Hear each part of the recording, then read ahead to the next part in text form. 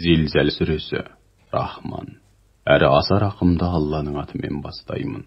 Жер алапат сілкініспен сілкінген кезде, сондай-ақ жер қойнындағы бар жүкті сыртқа ақтарып тастағанда, адам баласы, бұған не болды деп, зәре-құты қалмай шошыған кезде, міне сол күні жер, үстінде бұрын-соңды болып өткен бар істің хабарын түп-түгел баяндайды.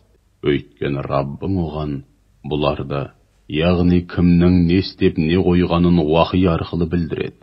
Сол күні адамдар дүниедегі жақсы жаман істерінің нәтижесі өздеріне көрсетілу үшін қабірлерінен шығып, топ-топқа бөлініп, ғарасат майданына бет алады.